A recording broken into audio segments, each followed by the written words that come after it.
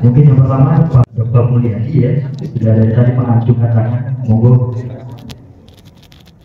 Ya, baik, terima kasih Pak Arif. Tadi nama saya Mulyadi dari Prodi Magister. Mungkin saya menanyakan tadi yang Prof sampaikan materi terkait dengan sejarah yang ini saya pikir ilmu sangat bermanfaat bagi kami para dosen, tadi dapat pencerahan baru. Tadi Prof bilang bahwa sejarah itu ada yang mengatakan sesuatu yang dibelokkan, kemudian berbohong, kemudian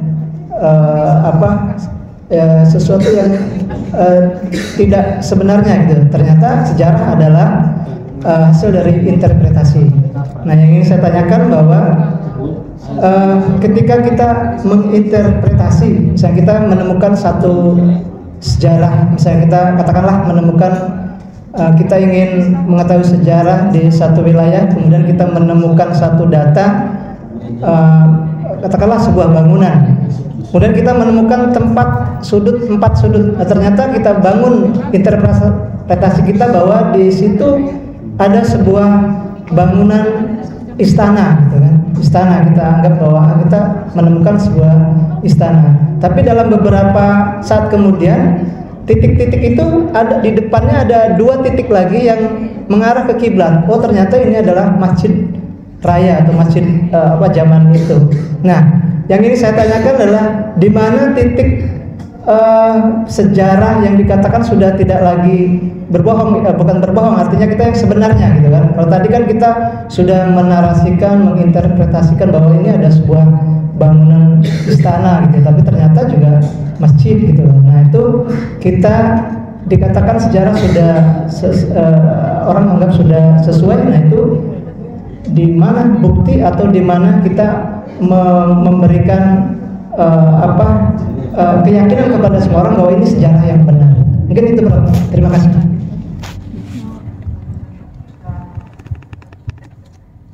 Oke, dipersilakan terlebih dahulu Prof untuk menjawab pertanyaan dari Dr. Mulyadi perihal interpretasi tentang sejarah. Bagaimana cara kita meyakinkan kepada publik, bagaimana kita meyakinkan kepada masyarakat umum tentang kebenaran versi daripada interpretasi sejarah tersebut. Ya, terima kasih Pak Mulyadi yang tadi menyampaikan pertanyaan ya. Ya, mungkin kita bisa punya pandangan yang berbeda ya. Nah, hanya begini, dalam pandangan saya sebagai seorang akademisi ya, dalam bidang ilmu sejarah, sesungguhnya kan kebenaran ilmu itu, ini kan cara ilmu ya, kebenaran ilmu itu syarat utama yang menjadi sesuatu yang harus ada adalah data, gitu Pak ya. Data atau sumber sejarah kalau istilah kita ya, sumber sejarah. Jadi kebohongan itu akan terjadi ketika tidak ada datanya, ketika tidak ada sumbernya, itu kebohongan akan terjadi.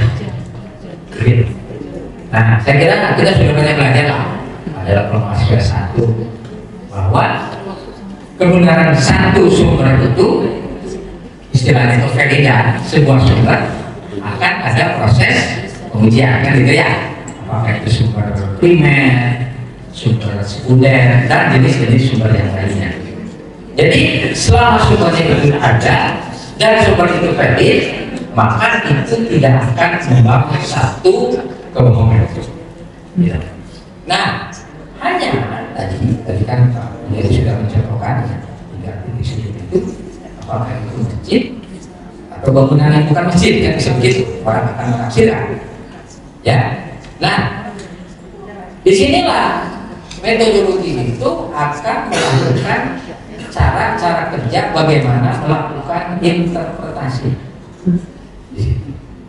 Nah, metodologi itu hanya bisa dilakukan oleh orang yang mempelajari metodologi itu.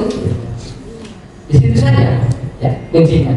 Yang mungkin dengan metodologi yang berbeda, orang akan melahirkan penafsiran yang berbeda. Namanya juga ilmu kan gitu ya. Salah satu ciri ilmu kan relativitas ya, relatif. Jadi saya tadi Pak, kebohongannya jangan di metodologi, tapi kebohongannya ada di sumber. Gitu. Ya. Metodologi lebih kepada keahlian. Tadi profesi, akademik. Kalau yang menafsirkannya bukan sejarawan, itu tadi Pak bisa salah. Walaupun itu sumbernya valid. Ya.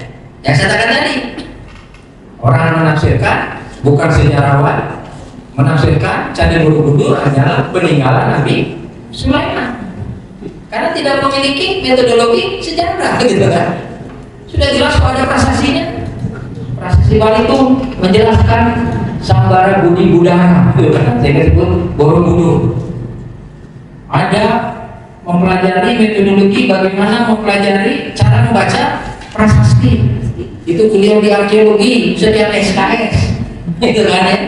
Ada sebut dengan epigrafi, gitu kan? Mempelajari ini Bu ya. Ya, itu kan bukan ilmu yang mudah. Itu di situ. Jadi kuncinya di tadi. Mungkin saja sumbernya benar, datanya benar, tapi tidak memiliki kemampuan metodologi, akan membaca sejarah yang salah. Nah makanya tadi saya katakan bagi saya sejarah itu tidak ada lurus, tidak ada belok, gitu Pak ya. Gak ada dia tafsir lurus, nggak ada lurus belok. Orang biasanya, orang awam, saya katakan awam secara akademik ya, orang awam secara akademik biasanya menyatakan kebohongan karena dia melihat sejarah sebagai hanya pengetahuan, gitu ya, gitu kan, pengetahuan. Yang biasanya, nah sejarah bisa masuk ke dalam satu perdebatan yang terkadang bisa bikin ramai. Yang dua-duanya kuat ketika sejarah memasuki tafsir yang di-backing dengan politik. Itu bisa terjadi seperti peristiwa 30 September. Ya, itu bisa kalau di situ. Nah itu sudah masuk wilayah politik. Lain lagi ceritanya. Dua-duanya akademik. Peristiwa yang yang akan datang bisa jadi sejarah. Iya, betul. Ya, saya kebetulan sudah lama, sejak tahun 2000 saya menyusun kurikulum sejarah. Ya, bisa kurikulum. Ya. Itu selalu harus hati-hati. Ya. Waktu di kurikulum 2006, para sejarawan, ya, para yang itu di MSI, termasuk saya masuk di kurikulum. Karena itu reformasi pendidikan kita ubah. Materi yang hanya satu subbab itu, yang G30S garis miring PKI. Kita ubah, udah sekarang reformasi pendidikan karena itu orde baru. Kita ubah, ganti dengan judulnya tragedi nasional. Dan kita memberikan tafsir-tafsir baru bahwa dalam dari peristiwa itu kita sebutkan satu persatu berdasarkan penelitian dari Clifford Cornell ya sudah lama itu bahwa dalam itu adalah Soekarno, dalam itu PKI, dalam itu Soeharto, dalam itu Angkatan Darat, ya, dalam itu CIA. Ya, dan kita sajikan apa yang terjadi. Konflik di masyarakat keras, sehingga kami dicap sejarawan ini disusupi PKI. Nah itu kalau sudah masuk ke politik, kalian lagi ceritanya. Iya Pak, demo itu besar-besaran dari Jawa Timur. Kenapa? Karena konflik horizontal ya. Masyarakat yang banyak terjadi kan di Jawa Timur. Antara BTI ya, Barisan Tani Indonesia dengan para petani-petani yang waktu itu. Ya, makanya ketika peristiwa itu, ketika PKI dibubarkan, berbalik kan. Ya, memang betul Pak, banyak dibangga ya. Kalau kita baca bukunya Harman Sulistyo ya, kalau dan Arif Dilangan ke buku, wah itu. Disebut ya, formal history. Yang itu adanya di kebijakan pendidikan. Akademik itu apa? Cuma dia hanya sebagian. Dia tidak ada yang lain. Yang saya katakan kita belum berdamai dengan sejarah untuk menyangka itu. Ya, selalu ramai. Gitu. Ya, ini terutama di pendidikan ya, karena saya ajarnya di pendidikan sejarah itu terjadi. Jadi sejarah sebagai satu pendidik, sejarah sebagai satu alat kepentingan pendidikan itu akan kritis. itu akan ideologisasi. Jadi tadi, ya, saya kebetulan penelitian saya banyak lah, bukan banyak lah, ada lah mengenai buku teks, saya memformulasi seperti itu. Ya, karena ada kurikulum, ketika kurikulum itu ditetapkan oleh pemerintah. Pemerintah itu tergantung siapa ya. Benar. Pada masa Orde Baru, buku-buku pelajaran sejarah terjadi desoekarnoisasi. Perang Soekarno, paham tidak? Nah, pada masa reformasi desoehartoisasi. Perang Soeharto, itulah. Ya, jadi hanya kita yang tahu sebagai sejarawan itu ya. Bagaimana sejarah ketika masuk dalam tafsir-tafsir ya seperti itu, yang secara akademik bisa dijelaskan. Nah, itulah fungsinya kita sebagai sejarawan akademik. Gitu di situ. Banyak sekali saya kira saya membaca di beberapa jurnal internasional ya tentang hal seperti ini banyak. Ya, ketika sejarah masuk dalam ranah kebijakan. Itu di situ. Yang jelas berbeda dengan yang kita belajar ya, kayak belajar ilmu sejarah. Kalau sejarah sebagai ilmu, saya katakan terjun bebas. Silahkan. Tetapi ketika sejarah masuk ke dalam ranah kebijakan, tergantung pada siapa penguasanya. Di situ, Pak. Jadi itu pun tidak terjadi pembohongan. Hanya dia ada satu keberpihakan dalam tafsir. Ya, gitu. Ada keberpihakan di dalam tafsir terus. Nah, ini ya para mahasiswa yang saya sampaikan seperti ini saya sampaikan selama 1 semester di dalam perkuliahan di pendidikan sejarah. Ya, ketika bicara saya ya pendidikan sejarah ya sudah selesai. Nah, itu kami sampaikan. Sehingga dengan cara seperti itu kita paham itu, Pak. Nah, sehingga saya katakan tadi kita jangan terprovokasi orang-orang yang tadi tidak belajar sejarah. Yang bilang sejarah sekarang disembunyikan ya. Sejarah sekarang dibelokkan. Saya tidak ada sembunyikan. Gitu kan? Seperti tadi datanya benar, metodologinya dapat dipertanggungjawabkan, penafsirannya bisa diterima secara akademik, ya bukan secara publik. Karena akademik dan publik bisa berbeda. Karena tadi kan metodologi yang apa namanya yang berbeda. Ya inilah. Jadi untuk para mahasiswa, kalau Anda semua mengkaji, mendalami baik ilmu sejarah maupun ilmu pendidikan sejarah, kita akan paham. Ya, gitu. Apalagi kita sejak kecil sudah memiliki apa? Memiliki kolektif sejarah yang cukup panjang, yang disebut dengan generasi besar. Kenapa? Ya, kita hampir setiap saat didoktrin sejarah ya, setiap hari Senin. Upacara itu doktrin sejarah. Ya. Dan ingat, itu hanya ada di Indonesia. Di Malaysia tidak ada upacara hari Senin. Nah, ada. Makanya Malaysia susah ngurus apa? Urus 3 suku itu ya. Mereka kayaknya seperti menyatu saya tidak. Melayu, Cina, India. Itu susah sekali. Jadi itu berapa suku ya? Saya langsung datang ke Palembang. Di antaranya adalah keberhasilan kita di dalam sejarah. Makanya Indonesia bisa bubar kalau tidak ada mata pelajaran sejarah.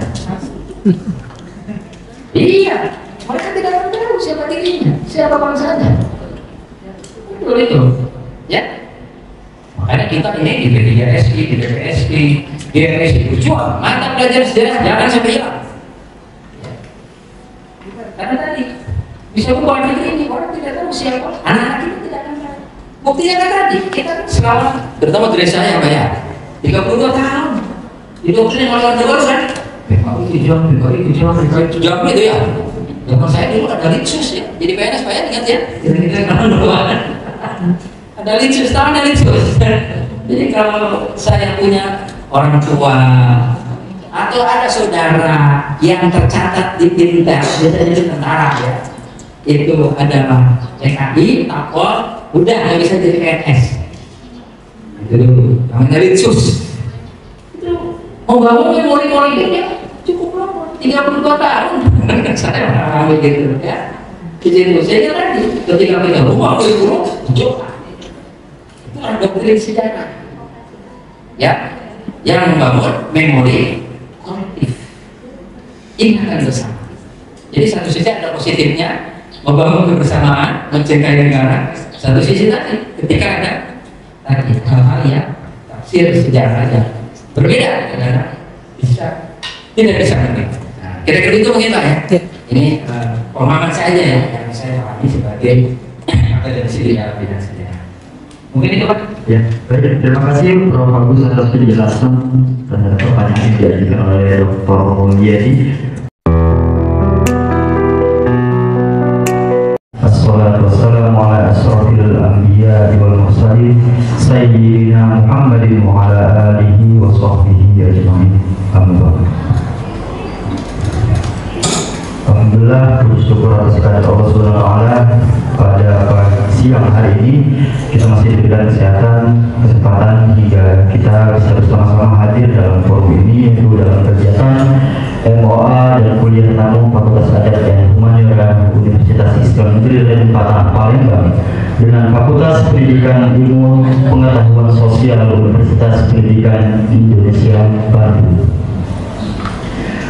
Salawat berkah dan salam intinya kita junjungkan kepada Nabi besar kita Nabi Muhammad Sallallahu Alaihi Wasallam. Yang terhormat Dekan Fakultas Adat dan Humaniora Dr. Endam Rahmiyatul Enhum, yang saya hormati para wakil dekan 1, 2, dan 3 Fakultas Adat dan Humaniora Adat dan Humaniora Raden Patah Palembang, dan yang terhormat Dekan Fakultas Pendidikan Ilmu Pengetahuan Sosial Universitas Pendidikan Islam Bandung, Pendidikan Indonesia Bandung, Profesor Dr. Agus Mulyana MHum beserta jajarannya. Baiklah Bapak Ibu, Pak dan mahasiswa, marilah kita buka kegiatan kita pada siang hari ini dengan melafazkan lafaz basmalah. Bismillahirrahmanirrahim. Acara selanjutnya yaitu sambutan dari Dekan Fakultas Adat dan Humaniora Universitas Islam Negeri Raden Patah Palembang yang akan disampaikan langsung oleh Ibu Dekan kepada Dr. Endam Rahmiyatul Enhum. Waktu dan tempat disilakan.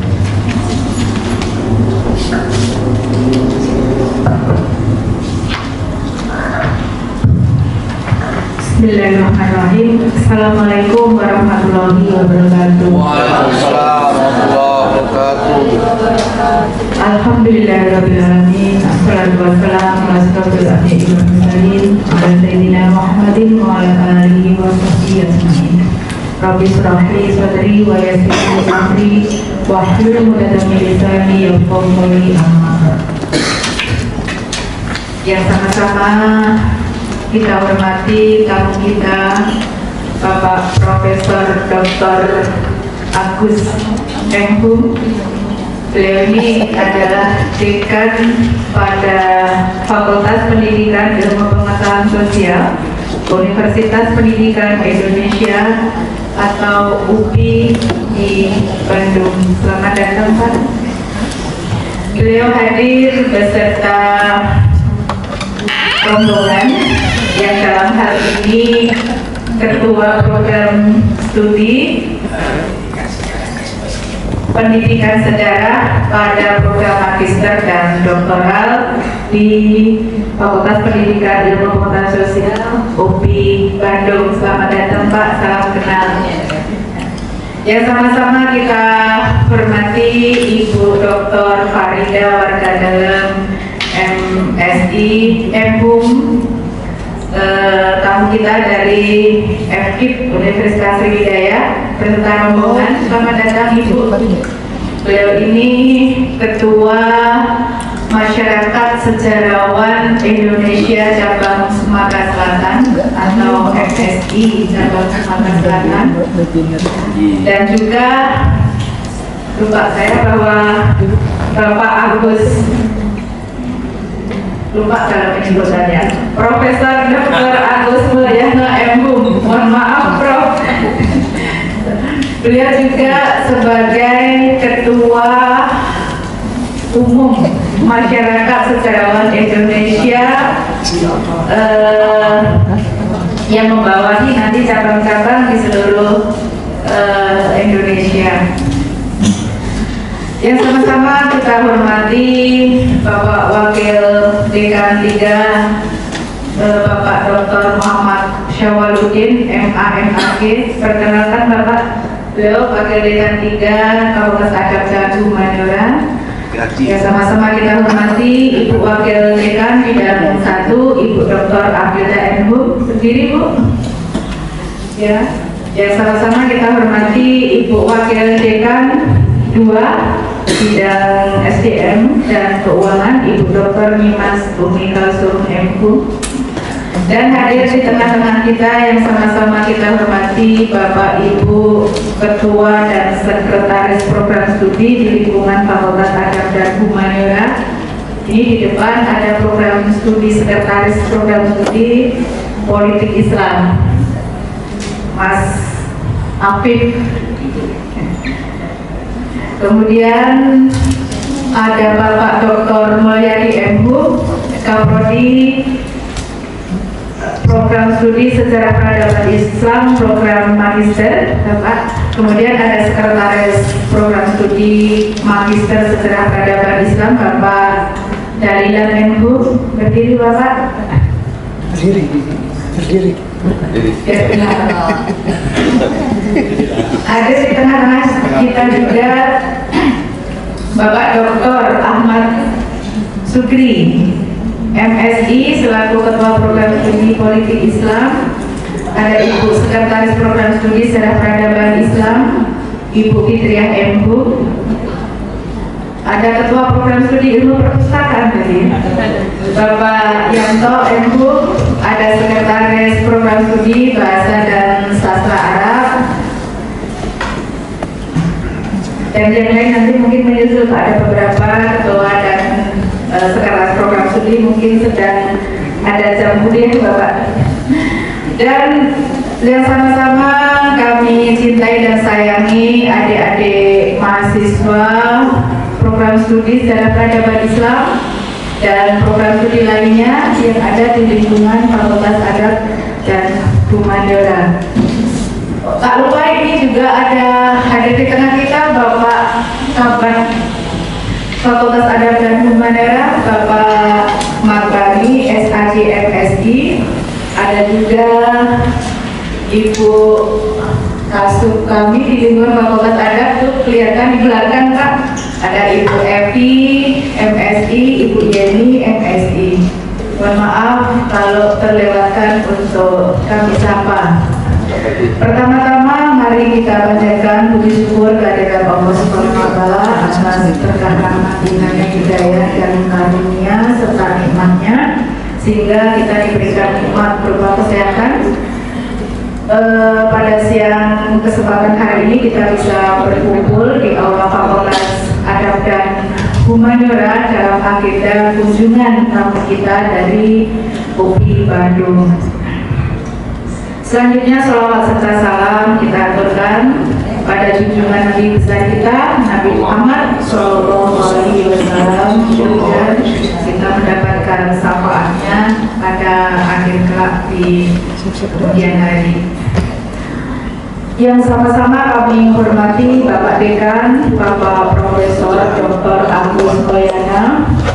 Pertama-tama kami haturkan terima kasih atas kunjungan dan silaturahim ini di lembaga kami Fakultas Adab dan Humaniora. Tentunya kami sangat senang dan bahagia atas kehadiran Bapak bisa membersamai kami, dan mohon maaf apabila ada penyambutan kami yang kurang berkenan pada kesempatan hari ini. Bapak dan Ibu sekalian serta adik-adik mahasiswa, bahwa kunjungan tamu kita dari UPI Bandung yang pertama bersilaturahim dengan kita semua, Sivitas Akademika Fakultas Adab dan Humaniora, dan nanti akan dilanjutkan akan memberikan sharing keilmuan terkait dengan bidang sejarah. Dan selanjutnya akan diperkenalkan tentang program studi di pasca sarjana di Bandung. FPIPS. Oh ya, FPIPS. Iya, dikelola oleh fakultas lah ya. Iya, program magister pada jenjang S2 dan S3 yang nanti akan disampaikan oleh Bapak Dekan maupun Bapak Ketua Program Studi. Mungkin nanti kita bisa simak bersama-sama apa yang akan dipaparkan oleh tamu kita dari UPI Bandung. Mudah-mudahan akan membawa keberkahan dan kebermanfaatan bagi kita semua. Sekali lagi kami mengucapkan terima kasih atas kehadiran Bapak di tengah-tengah sivitas akademika di Fakultas Adab dan Humaniora. Selanjutnya mohon izin bahwa sebagai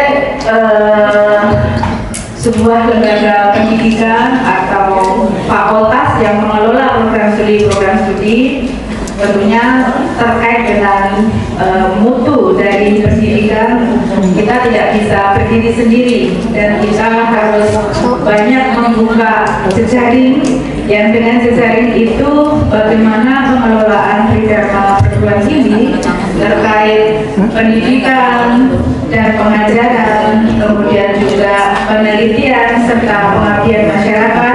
Tentunya kita membutuhkan mitra kerjasama yang dalam hal ini Tridharma perguruan tinggi tersebut, baik itu nanti terkait dengan SDM dosen maupun terkait dengan mahasiswa pada masing-masing lembaga tersebut. Untuk itu dimohonkan nanti kami memohon untuk hari ini kita sekalian mengadakan OA atau kerjasama dalam program Tridharma perguruan tinggi tersebut, Bapak. Meskipun nanti hal-hal yang terkait atau belum termaktub bisa ditambahkan, tetapi secara resmi mungkin hari ini bisa kita adakan rangkaian kegiatan ceramah kuliah tamu dan sosialisasi ini kita rangkaikan dengan kegiatan kerjasama antara Fakultas Adab dan Humaniora Universitas Palembang serta Fakultas Pendidikan Ilmu Pengetahuan Sosial UPI Bandung. Mohon perkenannya nanti Bapak.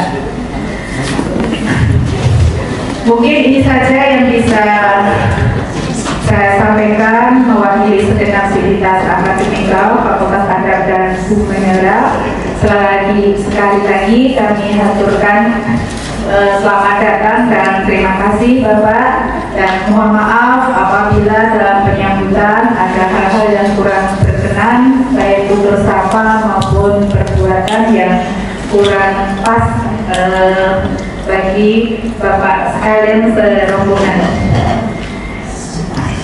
Ini saja yang bisa saya sampaikan, kurang lebihnya saya mohon maaf dan saya akhiri. Wabillahi taufiq wal hidayah. Assalamualaikum warahmatullahi wabarakatuh. Waalaikumsalam warahmatullahi wabarakatuh.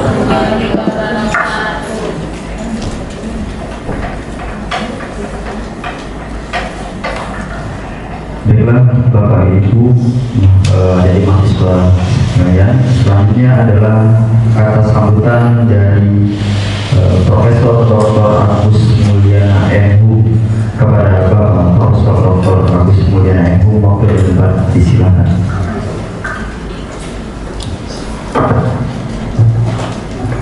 Bismillahirrahmanirrahim. Assalamualaikum warahmatullahi wabarakatuh. Waalaikumsalam warahmatullahi wabarakatuh. Alhamdulillah, amin. Wassalatu wassalamu ala asyrofil anbiya'i wal mursalin Sayyidina Muhammad wa ala alihi wa sahbihi ajma'in. Amma ba'du. Yang saya hormati Ibu Dekan Fakultas Adab dan Humaniora UIN Raden Palembang, yang saya hormati para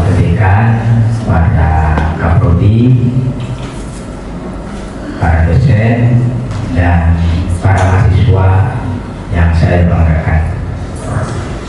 Alhamdulillah kita pada kesempatan ini dapat bertemu ya, dengan tujuan seperti yang tadi disampaikan oleh Ibu Dekan. Tujuan utamanya adalah kami ingin bersilaturahmi. Yang kedua, saya mengucapkan terima kasih kepada Ibu Dekan, ya, juga para wakil dekan, ya, para dosen, para kaprodi, juga mahasiswa. Alhamdulillah bisa menerima ya, kehadiran kami, ya, dan mohon maaf ini di siang hari, ya, karena kami sesungguhnya datang sejak hari kemarin, ya, sejak hari Rabu malam dari Bandung, ya, dari Bandung dalam rangka sesungguhnya kegiatan kami adalah roadshow. Roadshow, ya, saya hari kemarin sudah menyampaikan atau mengunjungi FKIP Unsri pagi-paginya, kemudian siangnya FKIP Universitas PGRI, ya, kemudian tadi pagi ke FKIP Universitas Muhammadiyah, dan sekarang ke UIN, ya, dari Jakarta. Saya hanya saat itu minta bantuan Ibu Dr. Farida. Beliau ini sama-sama teman kuliah dulu waktu GI.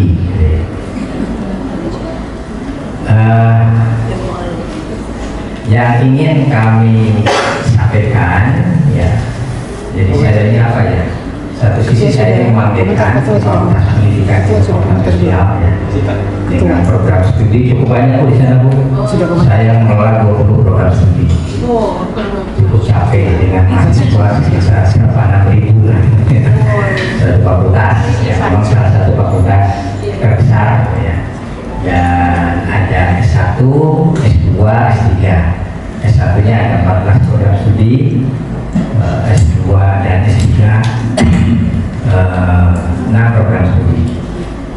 Nah, di kami memang sudah integrasi, ya, sudah lagi prodi-prodi yang linear S1-nya itu diintegrasikan ke fakultas. Nah, mungkin nanti akan saya sampaikan, ya.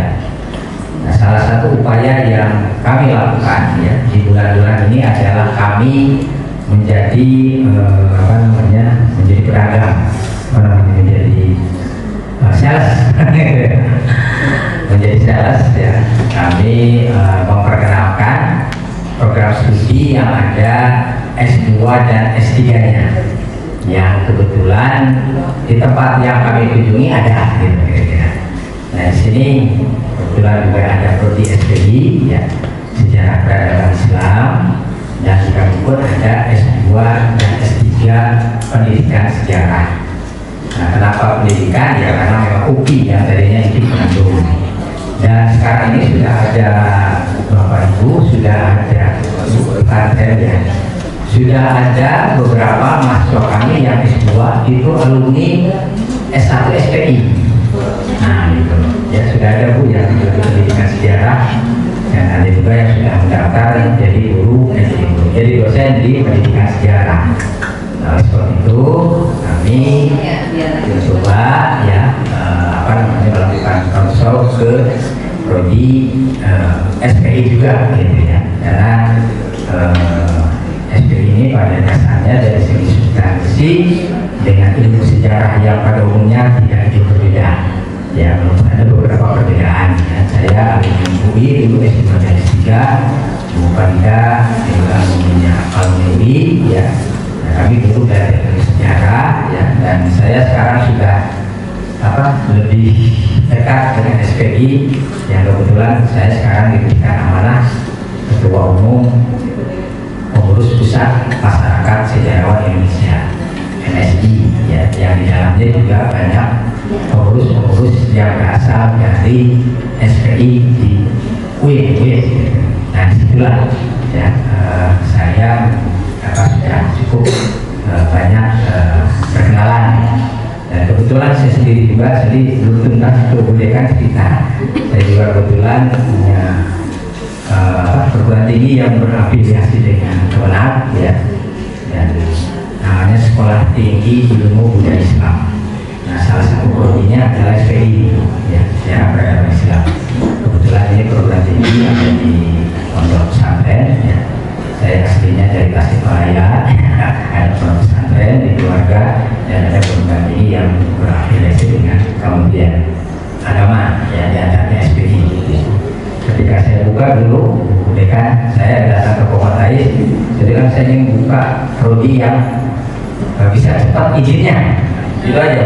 Saya datang ke Komatais, kebetulan ada yang kenal, terus sekretarisnya, Pak Agus buka aja prodi yang langka mahasiswa, langka kuliah.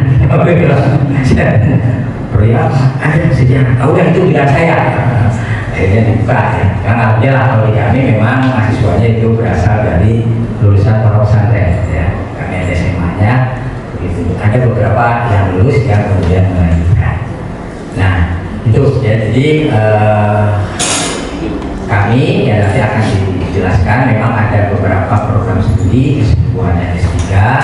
Dan mudah-mudahan mungkin bagi dosen yang belum khususnya bagi mahasiswa, ya, mungkin bagi mahasiswa yang S1 SPI nanti ingin melanjutkan misalkan S2 ke pendidikan sejarah, di kami ada, kira-kira.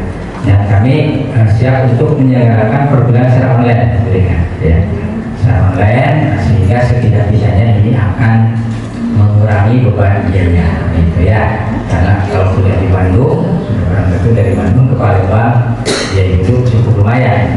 Nah, ini nanti kalau mahasiswanya sudah insya Allah banyak dengan jualan seperti ini, ya insya Allah akan kami buka. Yang kebetulan saya juga membawa teman sendiri, ya, ini Pak Dr. Sena, Taruna Sena, ya, beliau adalah Kaprodi S1, S2 dan S3.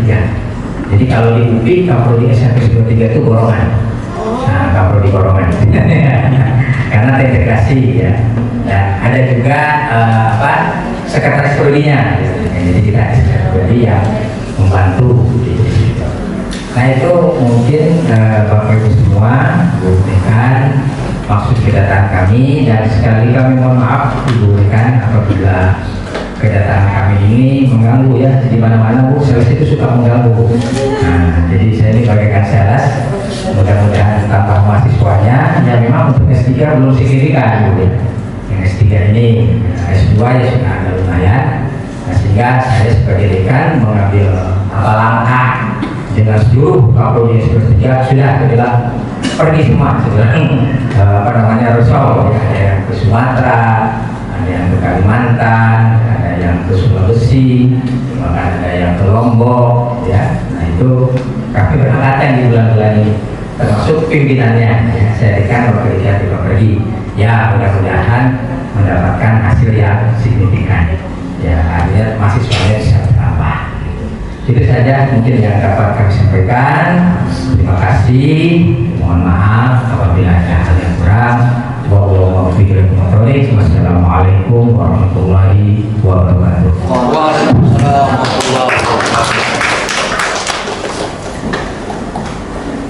Baiklah, Bapak Ibu yang saya hormati, ke acara selanjutnya adalah penandatanganan MOA antara Fakultas Adab dan Rumah Darah Universitas Islam Negeri Radikal Palembang dengan Fakultas Pendidikan Ilmu Pengetahuan Sosial Universitas Pendidikan Indonesia Bandung. Kepada Bu Dekan dan Pak Dekan Monggo mengambil posisi untuk melakukan penandatanganan.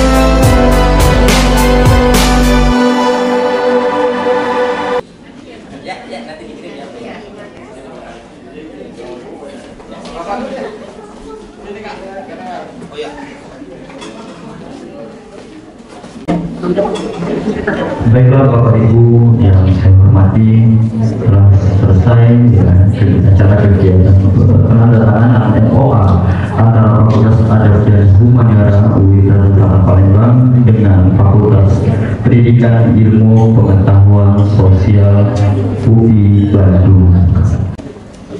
Baiklah Bapak Ibu yang saya hormati, dengan berakhirnya penandatanganan MOA antara Fakultas Adab dan Humaniora UI Darussalam dan Fakultas Pendidikan Ilmu Pengetahuan Sosial UI Bandung tadi, dan juga pembukaan kegiatan kita pada hari ini. Marilah kita tutup kegiatan pada hari ini dengan melaksanakan alhamdulillah.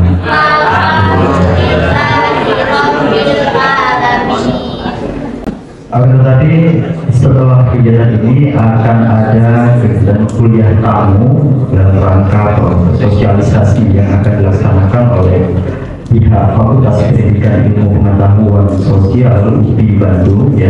Jadi mohon kepada Bapak Ibu ada mahasiswa untuk tetap stay di tempat.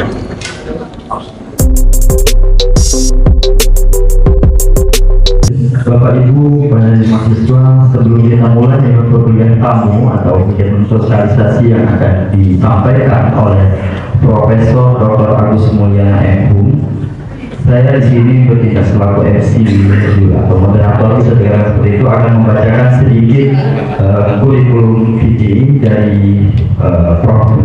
Dr. Agus Mulyana MHum.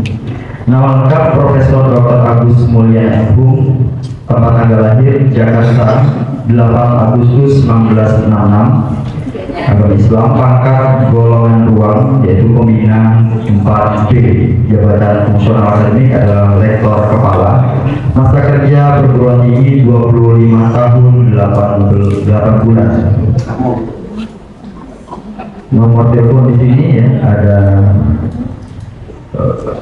0222 004985 untuk alamat rumah Jalan Zamrud nomor 1 nomor 198 Owis 3 Setiabudi Regensi Bandung Barat.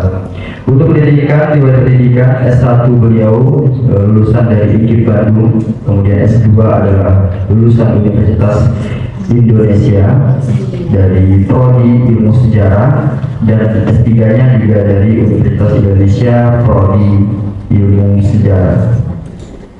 Kemudian pengalaman jabatan, beliau pernah menjabat sebagai Ketua Prodi Program Studi Pendidikan Sejarah UPI tahun 2010 sampai 2014. Dia menjadi dekan Pendidikan Sejarah FPIPS UPI, Fakultas Pendidikan Ilmu Pengetahuan Sosial UPI dari tahun 2015 sampai 2017, kemudian dilanjutkan di periode keduanya yaitu 2017 sampai nanti 2025. Mungkin itu singkat dari Profesor Dr. Agus Mulyana MHum. Untuk mempersingkat waktu, kami persilakan kepada Profesor untuk menyampaikan materi yang disampaikan. Kepada Profesor Dr. Agus Mulyana MHum, waktu dan tempat disilakan. Assalamualaikum warahmatullahi wabarakatuh. Waalaikumsalam warahmatullahi wabarakatuh. Ya, terima kasih atas kesempatannya. Ya, saya mohon maaf berdiri, saya perlu dulu suka ngantuk. Saya ingin menyampaikan ya sedikit lah ya kuliah umum, berbicara mengenai, karena saya sebagai ketua MSI ya, saya mencoba berefleksi bagaimana eksistensi sejarawan ya, kemudian kita lihat dari aspek profesi dan kompetensi pada masyarakat 5.0 ya. Ini akan menjadi satu tantangan ya buat kita dalam profesi sebagai seorang sejarawan. Lanjut Pak. Nah, jadi kalau kita melihat ya hari ini gitu ya, ini hanya dari pengamatan selintas saya, kita melihat memang ini menjadi satu perdebatan apakah sejarawan itu sebagai profesi, kan? Atau bukan, kan begitu? Karena banyak juga orang yang menulis sejarah bukan dari latar belakang sejarah, ya, wisatawan, penulis kertas, menulis sejarah itu tidak sedikit. Bahkan di internal MSI sekarang kita sedang merumuskan etika profesi sejarawan, ya, karena ada juga tadi yang bahkan ada yang ke MSI di cabang-cabang tertentu bukan dari latar belakang sejarah. Gitu. Apakah itu bisa kita sebut sebagai seorang sejarawan atau bukan? Apakah sejarawan ini adalah sebagai satu profesi yang terbuka? Artinya apakah boleh setiap orang mengklaim dirinya sebagai ahli sejarah? Ya, so, organisasi aja sekarang ada MSI, sekarang ada Asosiasi Sejarawan Lintas Batas. Saya nggak tahu apa ini makhluk kedepannya gitu ya. Saya pernah bertemu di Jakarta, ya, kita dikumpulkan oleh Dirjen Kebudayaan. Saya juga tahu ada Asosiasi Sejarawan Lintas Batas. Kalau perkumpulan memang ada, tapi kalau perkumpulan prodi, perkumpulan prodi Pendidikan Sejarah se-Indonesia P3SI, perkumpulan prodi Sejarah se-Indonesia PPSI, ya, yang ini anggotanya dari SPI, kemudian dari Pendidikan Sejarah, dari Sejarah. Begitupun ya SPI kan, ada perkumpulan prodinya. Nah, tapi saya untuk memudahkan persoalan ini, ya, saya lebih melihat pertama tadi saya katakan ada sejarawan yang profesional, ada sejarawan yang amatir. Saya menyebutnya itu saja. Masalah nanti tersinggung atau tidak usah lain. Nah, di situ. Nah, di sini ini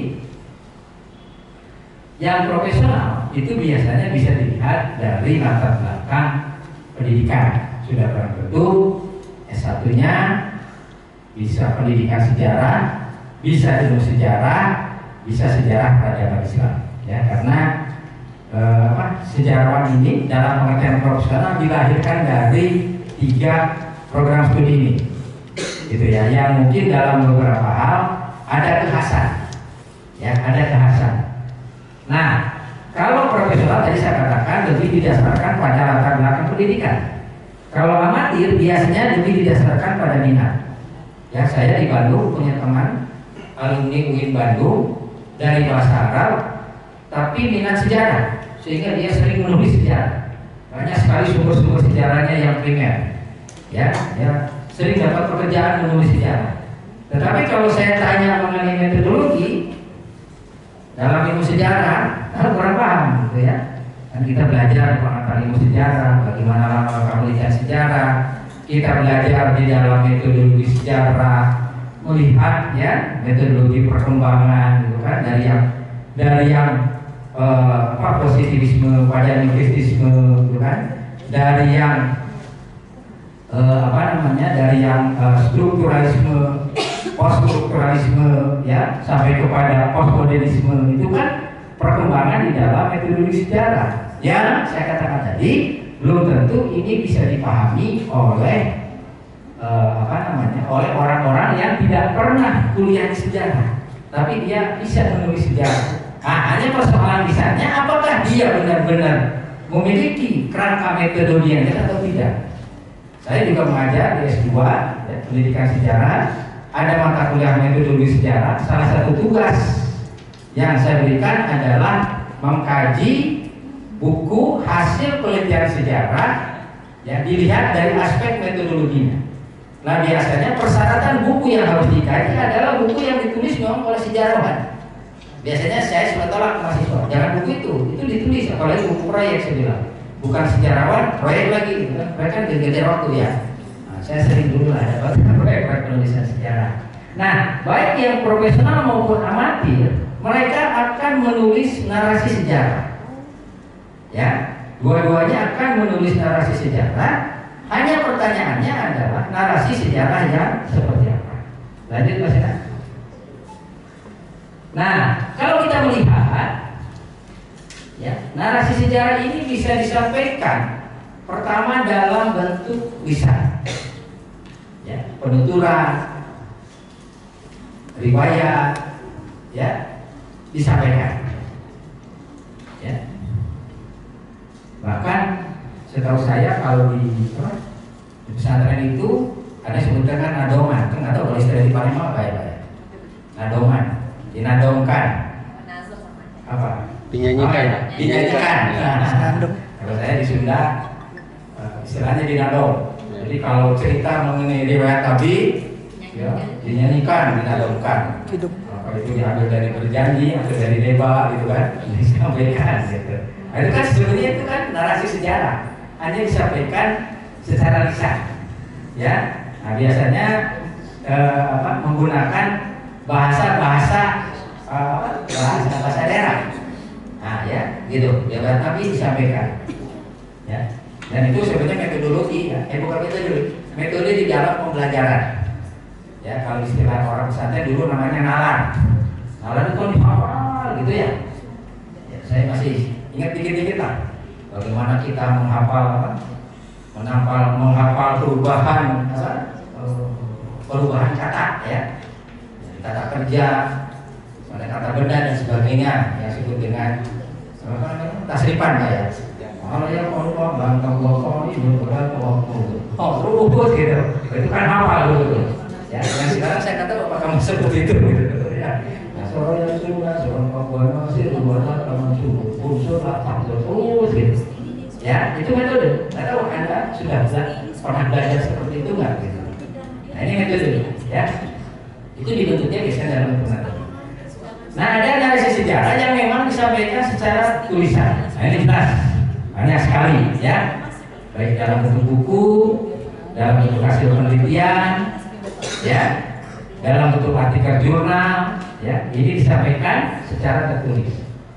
Nah, ada juga narasi sejarah yang disampaikan memang dalam bentuk benda atau artefak, ya, kelihatan benda-bendanya disusun, ya, baik tadi yang ini menunjukkan keaslian maupun, ya, biasanya ditampilkan pada tempat-tempat tertentu yang disebut dengan publik. Ada disebut dengan sejarah publik, ya, public history, ya. Nah, ini disampaikan tadi kepada publik dengan berbagai media, baik dengan pendekatan akademik maupun non akademik. Yang akademik sudah barang tentu ini yang dipelajari disampaikan di ruang-ruang akademik. Yang non akademik biasanya disampaikan di ruang-ruang publik.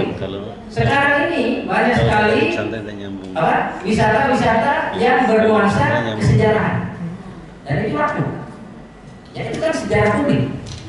Ya, mengunjungi baik itu memang tempat sejarah atau memang itu tempat yang menciptakan sejarah.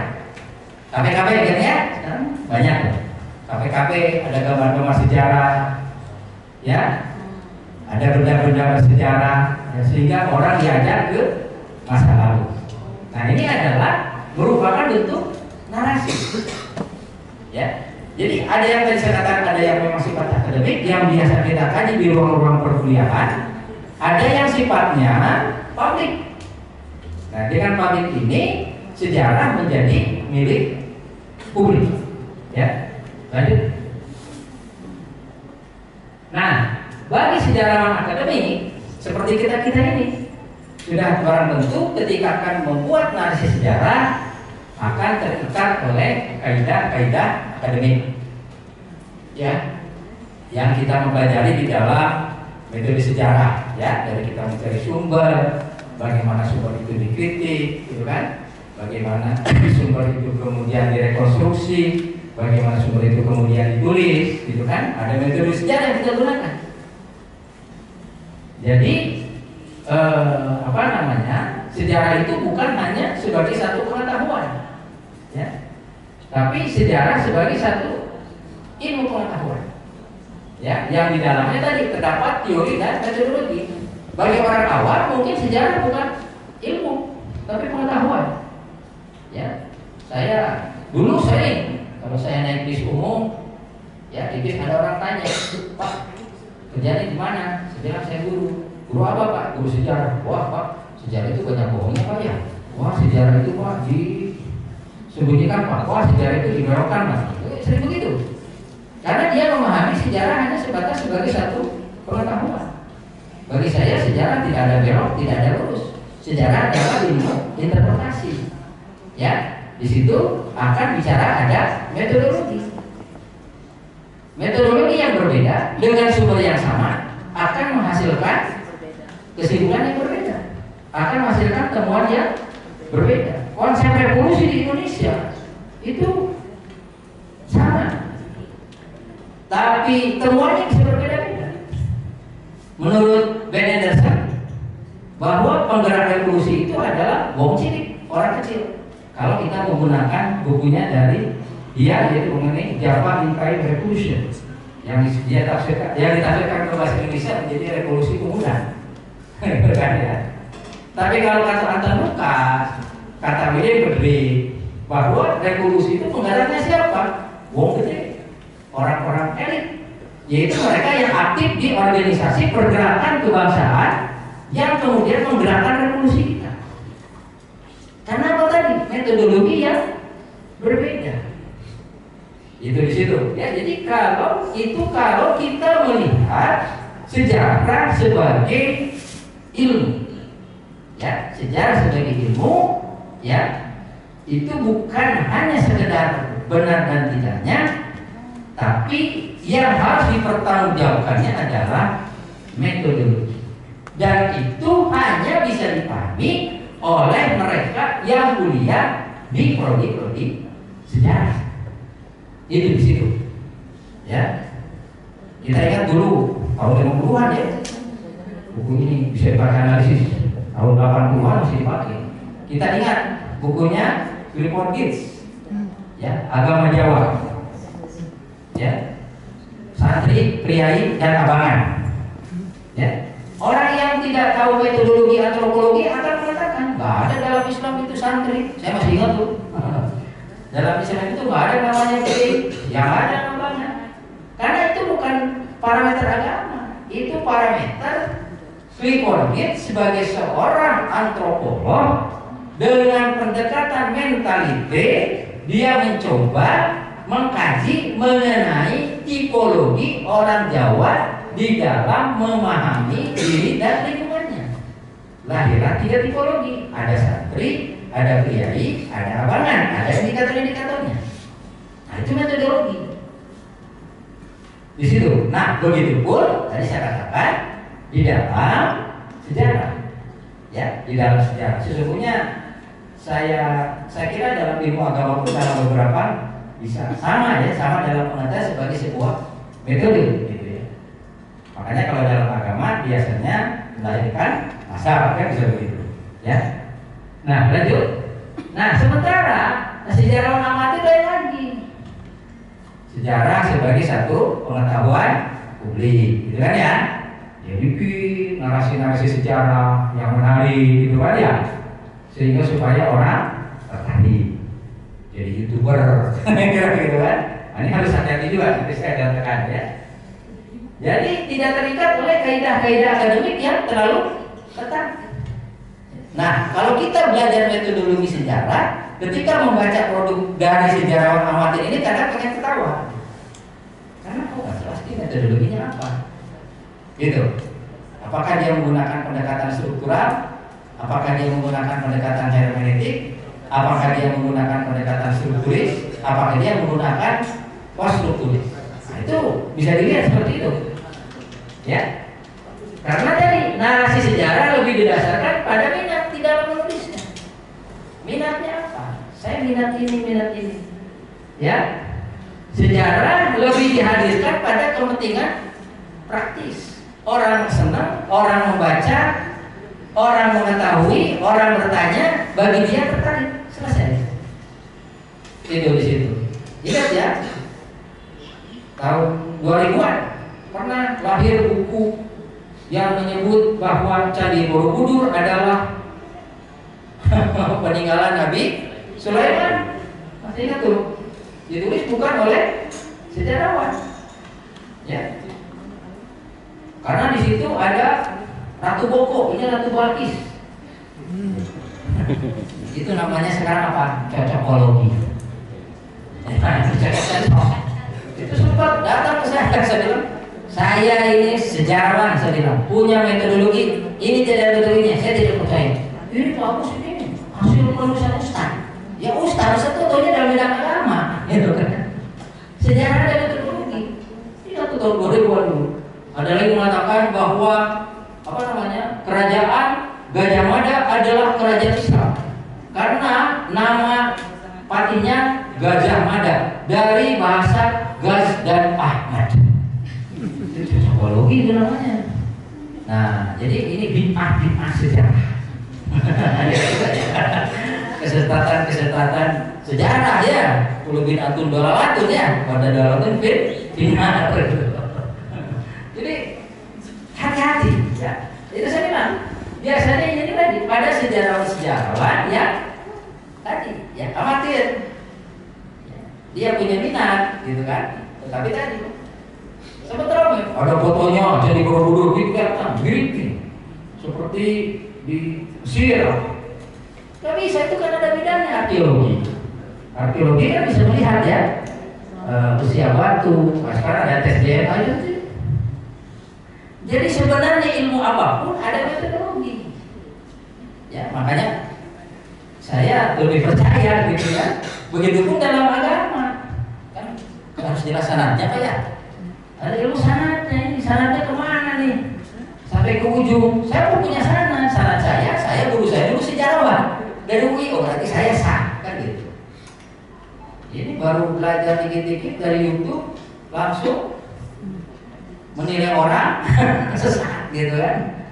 Karena penjelasan sebenarnya agama maupun ilmu lain pun harus dilaksanakannya. Sebenarnya itu adalah sebagai satu metodologi, sesuatu yang dapat dipertanggungjawabkan. Ya, mungkin kesimpulannya mungkin ya kurang tepat, tapi selama metodologinya benar dapat dipertanggungjawabkan itu boleh. Orang menafsirkan Quran, bahasa Qurannya juga sudah makhluk hurufnya nggak jelas gitu kan. Bagaimana nanti memberikan pemanahannya? Tidak bisa membedakan antara alif dengan ain, kan salah arti nanti. Tidak bisa membedakan mana yang hurufnya harus dibacanya panjang, ini dibacakannya. Itu bisa salah. Nah, itu sesungguhnya kaitan dengan metodologi. Gak bisa dia melahirkan satu penafsiran. Begitupun di dalam bidang sejarah. Begitupun dalam bidang ilmu yang lain. Nah, makanya saya katakan tadi bagi sejarawan amatir, ya sejarah hanya disampaikan sebagai satu pengetahuan publik saja, gitu ya. Lanjut Mas Nana. Nah, inilah yang menjadi lahan kita sesungguhnya. Ya, ada ruang-ruang publik dalam narasi sejarah. Ada museum. Kalau di luar negeri, ya, saya pernah ke beberapa museum di luar. Itu masuk museum itu ngantri, mahal lagi. Ya, mahal lagi.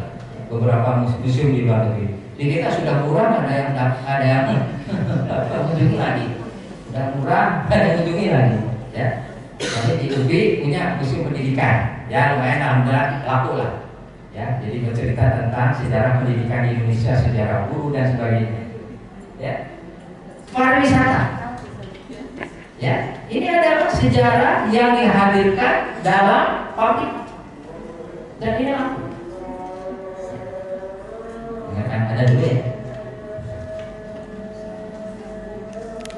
Saya katakan sekarang pariwisata sejarah itu cukup seksi istilahnya ya, banyak peminat ya dinarasikan. Apakah saya katakan tadi pada situs-situs sejarah yang memang asli ya, atau pada tadi tempat yang diciptakan menjadi ruang sejarah.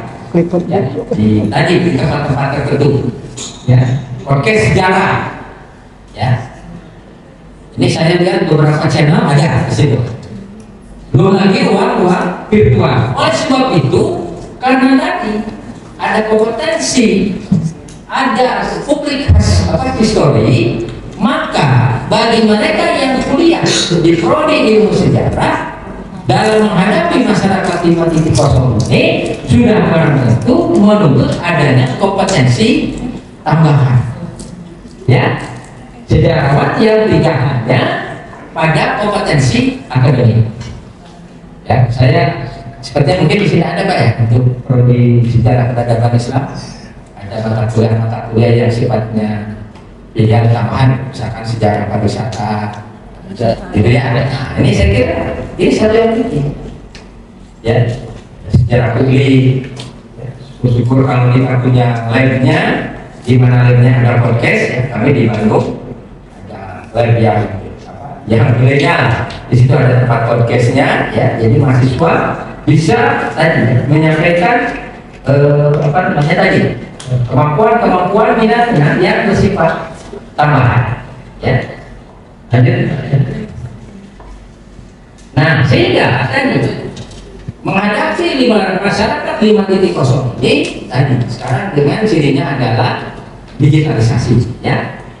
Sekarang kita tidak bisa lepas, ya, dari benda yang namanya ini, dan benda ini hidup dengan jari kita, gitu kan.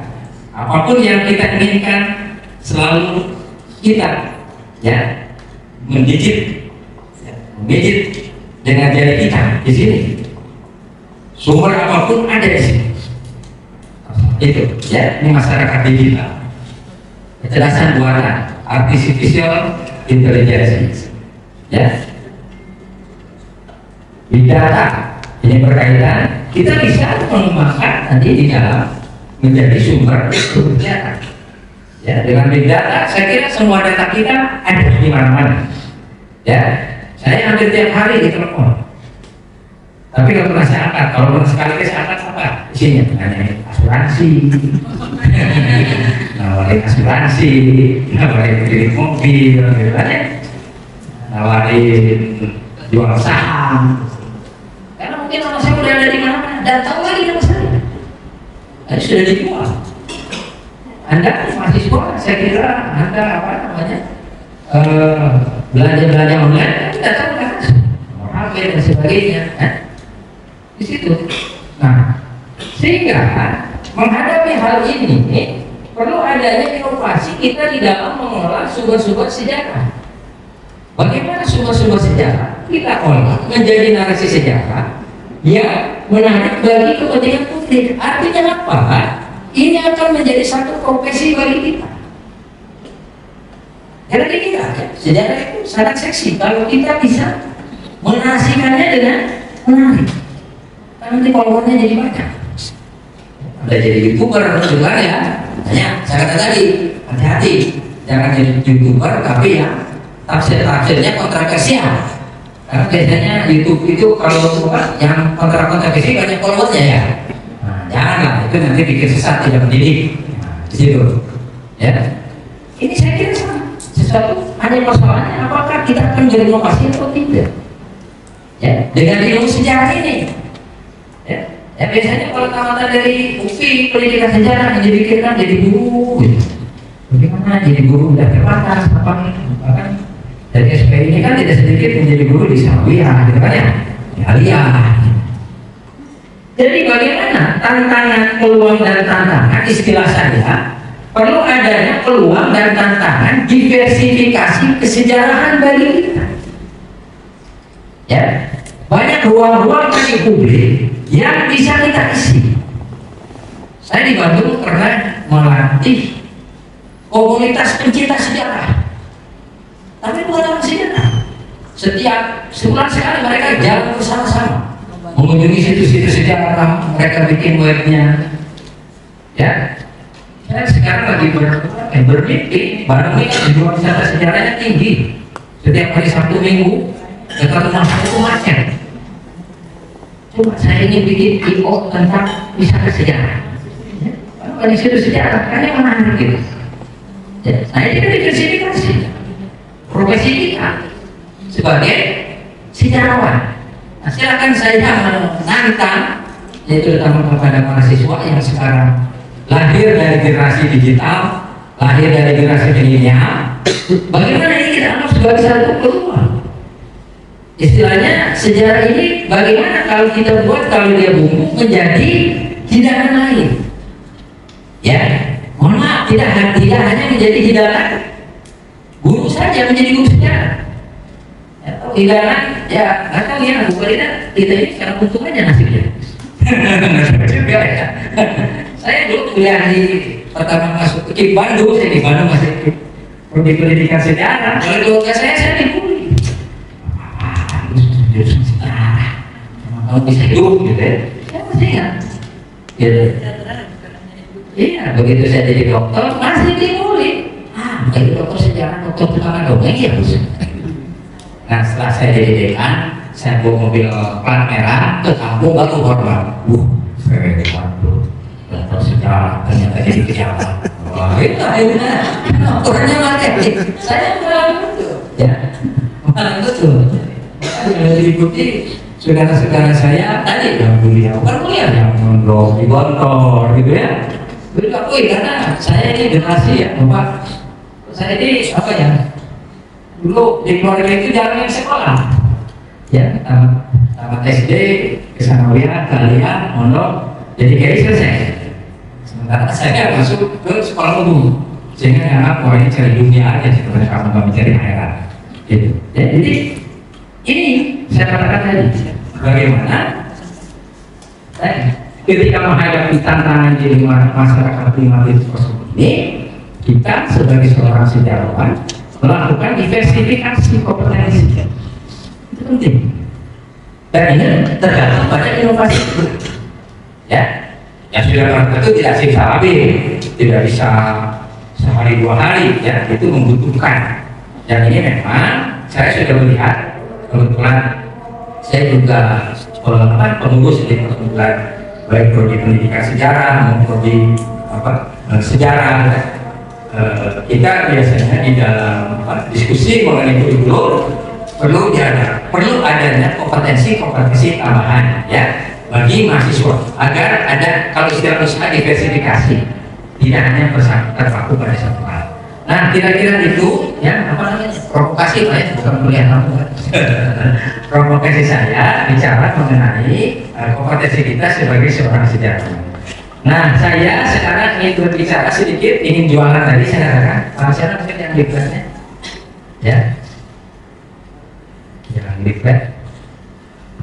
Nah, jadi ini saya ingin katakan bahwa saya kebetulan sekarang masih diberikan amanah sebagai dekan ya, Fakultas Pendidikan Ilmu Pengetahuan Sosial (FKIPS). Nah, kami ini mengelola program studi ya. Kami mengelola program studi pasca sarjana juga ya, karena sudah integrasi. Di kami ada S2 dan S3 Pendidikan Kewarganegaraan ya, PKN, ada S2 dan S3 Pendidikan Geografi, ada S2 dan S3 Pendidikan IPS ya. Nah, saya di sini ada kader IPS kan? Pendidikan IPS belum? Saya kebetulan sering jadi asesor, saya asesor PT.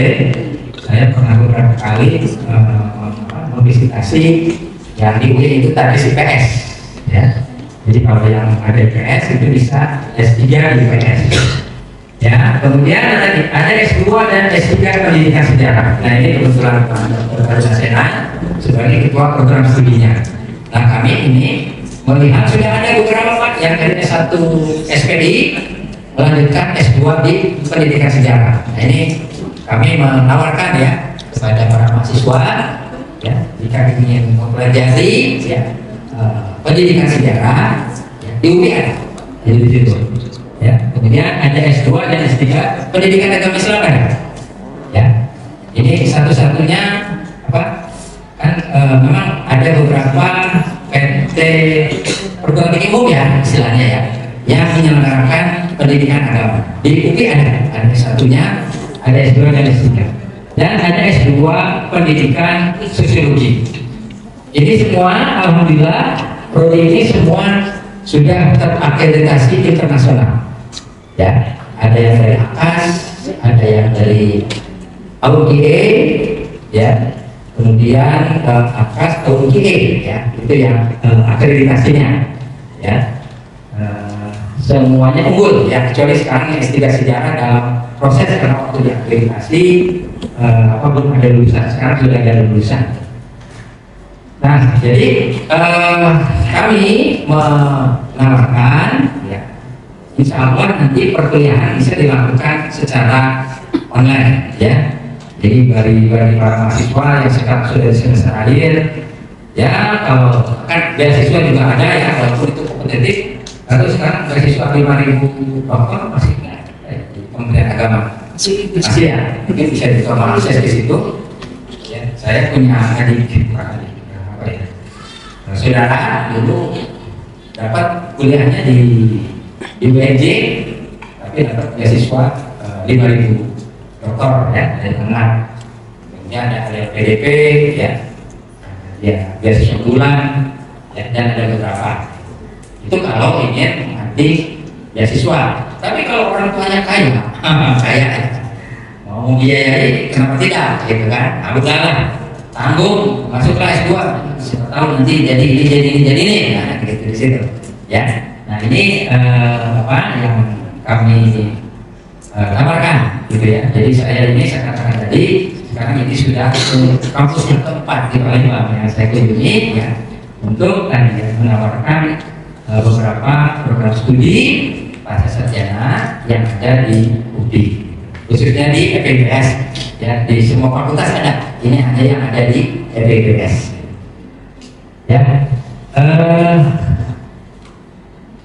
Mungkin tanya berapa sih bayar UKT-nya? Ya, murah sih itu saya. Nah ini ya. Jadi untuk magister yang S2 reguler umumnya mahal ya, beda dengan degree ya. saya tahu dia teman-teman saya. Makanya kami 8.522 yang reguler, ya. Yang non reg 11 juta, 11,5 juta. Untuk dokter reguler ini 12.580.000 untuk dokter. Ya. Yang saya tahu saya dari ini banyak yang ngambil di PU Pak, pendidikan itu. Ya, pendidikan banyak yang mengambil. Ya, kemudian ada yang dari research Pak, jadi nggak ada kuliah, tapi tagihannya besar Pak. Setiap semester harus publikasi jurnal internasional Scopus. Itu syarat untuk seminar proposal. Ya, tiap semester, jadi ada bimbingan, ada bimbingan ya, dengan penugasan terbimbing.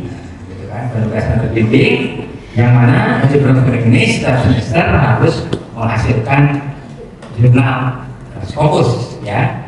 Jadi sepertinya mudah, tapi sesungguhnya tuntutannya tinggi. Yang riset ada yang selalu mengatakan enak, riset itu nggak kuliah. Nah, padahal dari kuliahnya seperti itu. Ada juga yang riset non reguler. Yang reguler ini adalah istilahnya kalau dulu kelas-kelas eksekutif, gitu ya, yang perkuliahannya dipisahkan. Memang yang di sejarah misalnya kelas seperti itu maksudnya yang reguler, ya. Nah, kami tadi saya katakan kalau nanti mahasiswanya banyak mendaftar, ya, kami akan menyelenggarakan perkuliahan online, ya, yang lebih banyak, gitu, lebih banyak. Maksudnya nanti bisa diselesaikan secara adat dengan Kapodi. Karena di linknya akan menyebutkan perkuliahan online, nanti UT namanya, kan? Di situ. Karena sekarang ini di dalam prakteknya, kebetulan saya ada di S2 dan S3, dalam prakteknya S2 maupun S3 online, gitu ya, dalam prakteknya, ya. Di situ, walaupun di dalam regulasinya harus luring, gitu. Ya, itu aja ya Pak. Ya, ini SKS, sebenarnya SKS itu sama sih semuanya, ya. Jumlah SKS yang ditempuh untuk S2 4 semester bisa selesai 2 tahun, untuk S3 6 semester 3 tahun bisa selesai. Jadi memasuki semester kelima, ya, semester kelima sudah disertasi, ya. Jadi kalau dikerjakan insya Allah selesai, gitu, ya. Nah itu saya kira jualan saya, jadi jualan saya mengenai sengaja kami kemas tadi ya dengan pemahaman, ya, dengan benar, ya, dan ini mudah-mudahan jualan saya ini laku di Palembang, ya. Nanti saya lihat pakai laku dengan mengunjungi 4 perguruan tinggi. Ya itulah pokok pekerjaan Ya, pekerjaan di antaranya pekerjaan saya gitu sebagai pimpinan di fakultas di seorang kapuli jual saya bilang ini kodinya mau nggak tawarin. Terima kasih ya Bapak Ibu semua para mahasiswa ya atas perhatiannya. Mohon maaf apabila yang disampaikan kurang berkenan ya. Yang namanya jualan ada yang enak ada yang tidak. Ambil aja yang enaknya, yang tidak enaknya jangan dikasih ke orang lain, kasih tahu aja saya. Itu biasanya pedagang masih padang gitu. Terima kasih. Assalamualaikum warahmatullahi wabarakatuh. Saya sudah kegiatan kuliah tamu kita pada siang menjelang sore hari ini yang telah disampaikan oleh Profesor Agus Nuliana ya. Jadi banyak sekali ilmu pengetahuan yang telah kita terima dari Prof. Agus. Di samping tadi Prof. Agus juga sempat mensosialisasikan program magister dan doktoral yang ada di Fakultas Pendidikan Ilmu Pengetahuan Sosial UI Bandung. Jadi bagi adik mahasiswa yang sekiranya tertarik dengan apa yang sudah dipromosikan dan disosialisasikan oleh Prof. Agus tadi, nanti silakan bisa melanjutkan studinya di sana. Baiklah, mungkin itu saja yang dapat kita sajikan pada sore hari ini. Saya Mustafa Gawani atas segala kesalahan kata mohon maaf kepada Allah yang Maha Pengampun. Saya akhiri wassalamualaikum warahmatullahi wabarakatuh. Waalaikumsalam warahmatullahi wabarakatuh.